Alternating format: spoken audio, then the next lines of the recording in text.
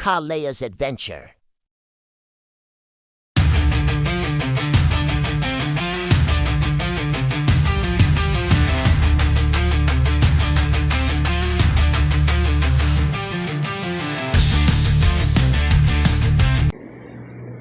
Eto, nakahiga tayo sa motor ko kasi mag-isa lang naman ako dito.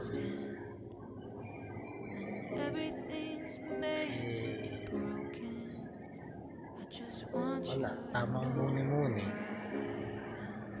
nakatingin sa langit.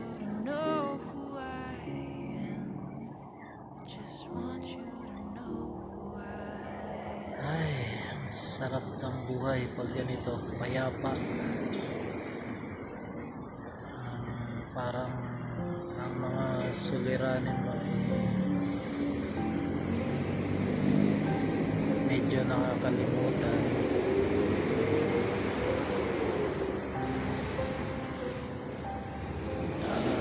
Wala kang iniisip kundi pero sa lahat ng naging plano ko, wala pa ako nasimulan. Pero kung masaya naman ako na simple lang ang buhay, kahit papano, nakakaraos, gustuhin ko man na makatulong, lalo na sa mga kapamilya ko. Hindi naman ganun kalaki ang kinikita. Halos kulang pa nga sa aming mag-asawa. Pinagdaanan ko, sa awa ng Diyos,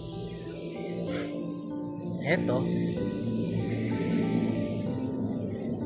kahit na medyo may hinaharap na mga suliranin, nagagawa pa rin natin makapag-relax kahit sandali. Kumbaga,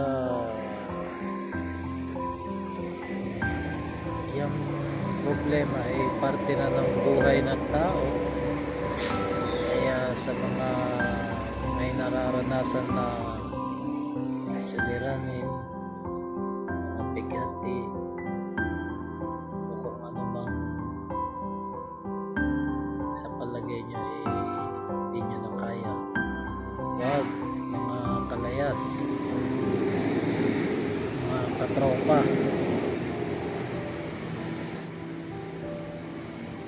wag nating isipin na hindi natin kaya.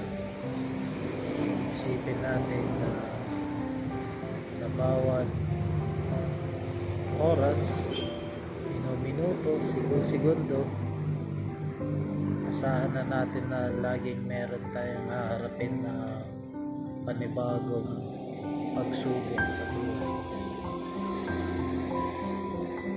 Basta ipagpatuloy lang,